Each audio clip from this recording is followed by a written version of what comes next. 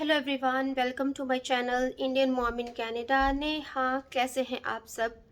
उम्मीद करती हूँ आप सब बहुत अच्छे होंगे, सेफ़ होंगे अपने घरों में। मैं भी अच्छी हूँ एंड सेफ़ हूँ। आज की वीडियो कोई व्लॉग नहीं है। बहुत ही इम्पॉर्टेंट चीज़ मैं आपको बताने वाली हूँ। तो देखिए, बड़े ध्यान से इस वीडियो को देखिएगा और एंड तक देखिएगा, क्योंकि राइट अवे मैंने डिसीज़न लिया कि मैं ये वीडियो बनाती हूँ ताकि आप सभी अवेयर हो सकें। क्योंकि अभी अभी मेरे साथ एक बहुत बड़ा फ्रॉड होने से बचा है। मैं थैंक्स करना चाहती हूँ भगवान का कि उनकी कृपा हम पर है, कि इस स्कैम से, इतने बड़े फ्रॉड से मैं बच गई हूँ, हमारी फैमिली बच गई है। तो जो भी मेरी वीडियोस देखते हैं, चाहे वो कनाडा में रहते हैं, स्पेशली विनिपेग में रहते हैं, या फिर किसी भी जगह पर रहते हैं, बिकॉज़ अगर ये चीज़ आजकल चल रही है, फ्रॉड चल रहे हैं, तो ये कहीं पे भी किसी के साथ भी हो सकते हैं। सो यस, मैं आपको बताती हूँ। 1:05 पर मैं आपको कॉल का जो स्क्रीनशॉट है मैंने वो ले लिया है। मैं आपको दिखाऊँगी, अटैच कर दूँगी वीडियो में, तो आपको अच्छे से समझ आएगा। तो मुझे ना 1:05 पर एक कॉल आई, मेरे हस्बैंड के नंबर से ही आई थी। सो जो वो कॉल थी उस पे लिखा हुआ था 43 डिवीज़न टोरंटो पुलिस सर्विसेज़। तो पहले ये कॉल आई एंड मैंने कहा पुलिस के नंबर से कॉल ऐसे कैसे? तो वो कट गई। दोबारा फिर थोड़ी देर के बाद कॉल आई, मैंने उठाई। मैंने कहा कई बार कोई ज़रूरी चीज़ भी होती है, मैंने उठा लिया। तो पहले किसी कैनेडियन ने, या मीन्स वो इंग्लिश में बात कर रहे थे, मेरे को कॉल किया कि आप नेहा शर्मा हो? आपके हस्बैंड को हमने, मैंने कहा या, कहते आप किसी निखिल शर्मा को जानते हो? तो मैंने कहा जी, पहले मैंने मना कर दिया, मुझे लगा कि वैसे ही कोई कर रहा होगा। कहते आप नहीं जानते? तो मैंने कहा नहीं नहीं, मैं जानती हूँ। कहते हमने उन्हें अरेस्ट किया हुआ है। आप यकीन मानिए, मेरे मेरे होश-हवास उड़ गए। मैंने कहा कि क्यों, क्या? कहते हम आपको सारी बात बताएँगे, पर उससे पहले मैं आपको आपके ही लैंग्वेज वाले बंदे से बात करवाता हूँ, ताकि आपको हर चीज़ अच्छे से समझ में आए। मैंने कहा ठीक है। और मुझे बोला गया कि आप अपने साथ एक पेपर और पेन ले लीजिए, जो भी डिटेल्स मैं बताऊँगा आपको वो अच्छे से लिख लीजिए। अकॉर्डिंग टू दैट आपको वर्क करना है। और हाँ, जब आपकी ये कॉल पे बात हो रही होगी, आपको किसी से कॉल पे बात नहीं करनी है। आपको फ़ोन म्यूट पे नहीं लगाना है, आपको होल्ड पे नहीं डालना है, कुछ भी नहीं करना है। मैंने कहा ठीक है।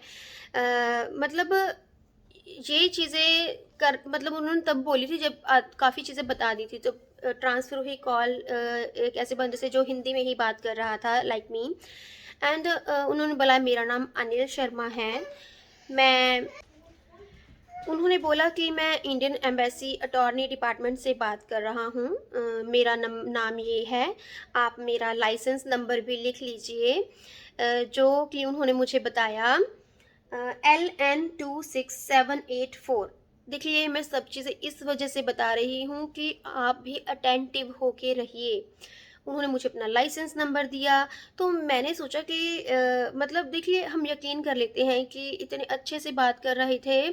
कहते मैं लॉयर हूँ, ये मेरा लाइसेंस नंबर है, ताकि सामने वाला बंदा बिल्कुल यकीन मान ले, क्योंकि जब भी कोई लीगली बात होती है तो वो आपको अपने लाइसेंस नंबर बताते हैं, सारा कुछ प्रूफ्स देते हैं ताकि हम मान लें। तो मैंने उनको इंटरप्ट करके फिर पूछा कि क्या आप मेरी बात मेरे हस्बैंड से करवा सकते हैं?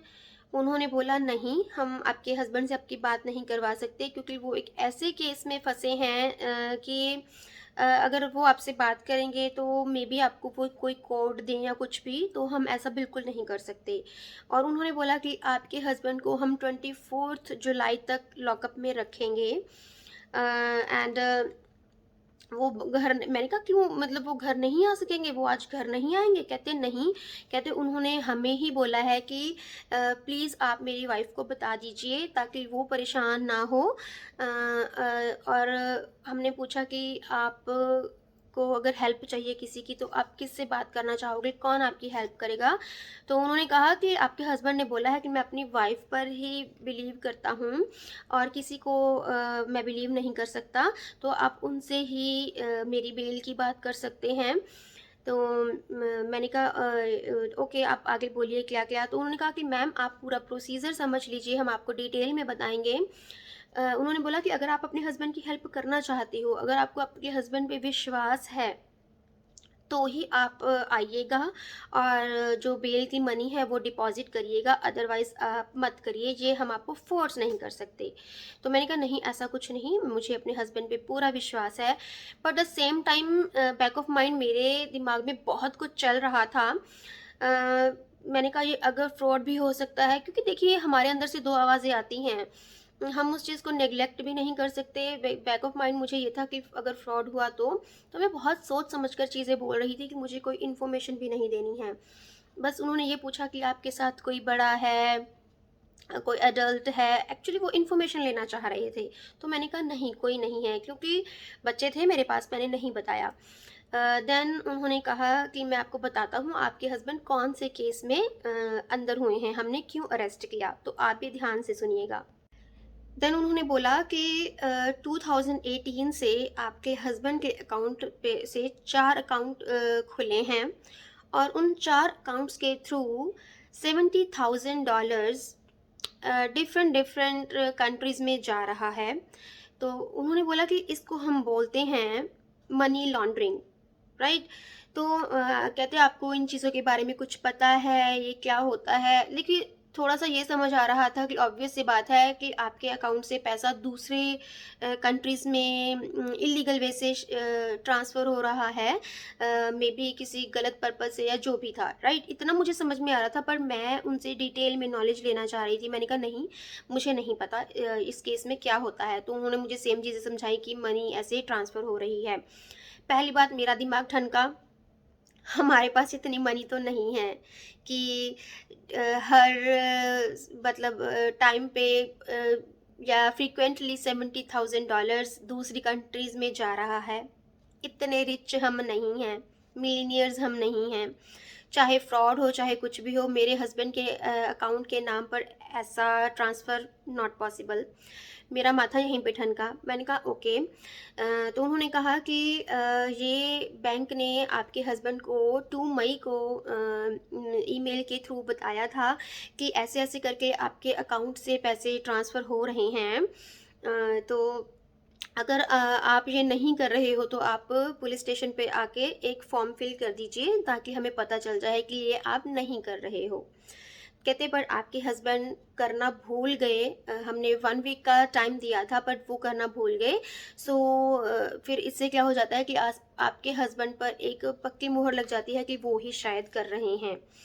तो देखिए पहली बात तो यहीं पे मेरे को हो गया था कि 70,000 ऐसे नहीं जा सकते हैं।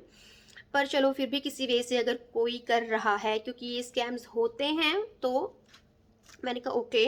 तो उन्होंने कहा कि वो करना भूल गए और हमने उनसे पूछा कि आपने क्यों नहीं फॉर्म फिल किया? तो वो कहते मैं मई जून में इतना ज़्यादा बिज़ी था, घर के काम, बच्चे, जॉब सब कुछ देखना होता है, तो मेरे माइंड से स्किप हो गया। तो मैंने उनको फिर भी बोला कि क्या आप मेरे हस्बैंड से मेरी बात करवा देंगे? क्योंकि आपके सामने ही वो बात करेंगे एंड मुझे इस केस के रिलेटेड बात नहीं करनी, मुझे कुछ और बात करनी है। कहते नहीं मैम, आप समझ नहीं रहे हो, हम बात नहीं करवा सकते। मैंने कहा चलो ठीक है। मेरे माइंड में दोनों चीज़ें थी कि इन केस अगर ऐसा सच हो गया तो मतलब एक टेंशन भी हो रही थी कि ये क्या हो रहा है। मेरे माइंड में ये चल रहा था कि मैं किसकी हेल्प लूँगी। तो मैंने उनको बोला कि मैं इनके किसी रिलेटिव की हेल्प ले सकती हूँ? कहते नहीं, उन्होंने बोला है कि सिर्फ़ और सिर्फ़ मुझे मेरी वाइफ़ की हेल्प ही चाहिए एंड मेरी वाइफ़ किसी को कुछ ना बताए एंड मेरी वाइफ़ ही मेरी बेल करवाएगी। तो देखिए सेम टाइम मेरे माइंड में ये भी था कि हाँ, देखिए कहते हैं ना कि वाइफ्स अर्धांगिनी होती हैं। तो मैंने कहा कि मन में ये सोचा कि हाँ, मुसीबत आती रहती है, मैं अपने हस्बैंड का पूरा साथ दूँगी बिकॉज़ उन्होंने ये चीज़ें नहीं की और उन्होंने कहा कि मैं लॉयर हूँ मैं उनका केस हैंडल करूँगा। एंड मैंने उनका सारा रिकॉर्ड वगैरह चेक कर लिया है। वो अपनी क्रेडिट हिस्ट्री उनकी अच्छी है, उनका कोई रिकॉर्ड ख़राब नहीं है, वो कभी पुलिस स्टेशन नहीं गए, कभी लॉकअप में नहीं गए। तो मैंने ये रिक्वेस्ट की है, तो इस वजह से उनको बेल मिल जाएगी। तो मैंने कहा थैंक यू। वो कहते कि यस, अगर आप मनी डिपॉज़िट करवा दोगे बेल की, तो वो केस वहीं पे बंद भी हो जाएगा। तो मैंने उनको अगेन बोला थैंक यू, आप हेल्प करने के लिए आ रहे हो। पर बैक ऑफ माइंड ये भी था कि आपकी फ़ीस के बारे में आपने बात नहीं की। आज के टाइम में फ्री ऑफ कॉस्ट कोई किसी की हेल्प नहीं करता, रेयरली कोई करता है। वो भी मैं मानती हूँ भगवान की कृपा आप पर जब होती है तो ही ऐसा होता है ना? एंड मैं मन में ये भी सोच रही थी कि भगवान ये क्या हो गया? हम इतनी भक्ति करते हैं, इतना आपको पूजते हैं, बट फिर भी सेम टाइम ये भी हो रहा था कि कोई ना, परेशानियाँ आती हैं, हम उसको सुलझा लेंगे। तो मेरे को बोला कि आप अपना नियरेस्ट पुलिस स्टेशन ढूँढिए नेट पे, और हम आपके हस्बैंड को वहीं पर छोड़ जाएँगे ताकि आप उनको वहाँ से ईज़िली पिक कर लो। मैंने कहा ठीक है। तो मैंने नेट पे सर्च किया, मैंने कहा कि ये वाला पुलिस स्टेशन, तो उन्होंने कहा कि हम उसी में ही बैठे हैं, आपके हस्बैंड हमारे साथ हैं। तो आप वहाँ पे आके अपने हस्बैंड को ले जाइएगा। बट उससे पहले उन्होंने मेरे को एक लेटर लिखवाया, कहते पेपर पेन लीजिए, आपको कहते अश्योरिटी दिलवानी होती है, गारंटी दिलवानी होती है एंड एश्योरिटी दिलवानी होती है कि मैं नेहा नेहा गारंटी ले रही हूँ अपने हस्बैंड की कि मैं उनको 24 जुलाई को कोर्ट में पेशी के लिए लेकर आऊँगी। मैं देख के इस वजह से बोल रही हूँ, उन्होंने मुझे ये लिखवाया था। तो अगर इन केस वो नहीं आ पाते हैं तो हम दोनों को अरेस्ट कर लिया जाए। मैंने कहा ठीक है। और फिर मैंने कहा इन केस अगर कोई सिकनेस हो जाए, कोई प्रॉब्लम हो जाए, उस केस में क्या करना होता है? कहते तो आप 24 आवर्स से पहले आकर बता दीजिएगा, फिर आपको जज से कोई और डेट लेकर मिल जाएगी, मतलब आप अटेंड कर सकेंगे। मैंने कहा ठीक है। तो फिर क्या हुआ, उन्होंने मेरे को बताया कि आपको ना आपके नज़दीक ही बेल अमाउंट होती है, बेल का कुछ देखना होता है, बीटीसी करके बोला, बेल ट्रांसफॉर्मेशन कमीशन ऐसे बोला उन्होंने। वहाँ पर जाकर आप अपनी मनी डिपॉज़िट करवा दीजिए। मैंने कहा मुझे नहीं पता ये क्या होता है, कोर्ट कचहरियों के चक्कर में तो हम कभी पड़े ही नहीं हैं। तो उन्होंने मुझे बोला कि आप वहाँ पर जाइए, आपको 4980 रुपीज़ बेल के डिपॉज़िट करवाने हैं। और जब आप वो डिपॉज़िट करवा दोगे, आपको वहाँ से रिसीट मिलेगी, आप वो रिसीट लेकर सीधा इस पुलिस स्टेशन में आ जाइए, तो आपको आपके हस्बैंड के साथ हम घर भेज देंगे। तो आप भगवान की कृपा समझिए ये, क्योंकि मैं इन चीज़ों को सच में सच मान रही थी। एंड मेरे एकदम दिमाग में आया कि दूसरे फ़ोन से मैं अपने हस्बैंड को कॉल करूं, अगर वो कॉल नहीं उठा पाएंगे, या अगर वो कॉल आई भी, क्योंकि देखिए उन्होंने बोला था कि आपके हस्बैंड के फ़ोन से ही हम फ़ोन कर रहे हैं, एंड या जब वो फ़ोन बजा तो मेरे हस्बैंड के नेम पे ही ये आया था फ़ोन। तो हम आपके हस्बैंड के फ़ोन से ही फ़ोन कर रहे हैं। मैंने सोचा कि ठीक है, मैं अपने हस्बैंड को कॉल करती हूँ, अगर मेरा फ़ोन बिज़ी आया तो मुझे पता चल जाएगा कि हाँ वो वहीं पे हैं, या वो नहीं उठा पाए, या जो भी होगा, तो मुझे थोड़ा-सा सोचना पड़ेगा। मैंने क्या किया, अनाया मेरी बेटी है जो, वो कार्टून्स देख रही थी फ़ोन पे ही। तो मैंने जब फ़ोन लिया, मैंने अनाया ने रोना शुरू कर दिया, है ना? इतनी ज़ोर-ज़ोर से रोना शुरू कर दिया, और आज अनाया की क्राइज़ मेरे लिए बहुत हेल्पफुल रही हैं। अनाया इतनी ज़ोर-ज़ोर से रोने लगी, तो मैंने उस बंदे को बोला कि प्लीज़ मेरी बेटी छोटी है, मुझे उसको 2 मिनट देख लेने दीजिएगा, क्योंकि वो रो रही है। वो कहता ठीक है, आप अपनी बेटी को थोड़ा-सा चुप करवाइए, मैं लाइन पे ही हूँ।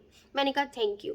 तो मैंने डिफरेंट रूम में जाकर अपने हस्बैंड को कॉल की, तो उन्होंने फ़ोन उठाया, मेरी साँस में साँस आई। मैंने कहा बस आप मुझे इतना बता दीजिए आप ठीक हैं, आप अपनी जॉब पे हैं? उन्होंने बोला येस।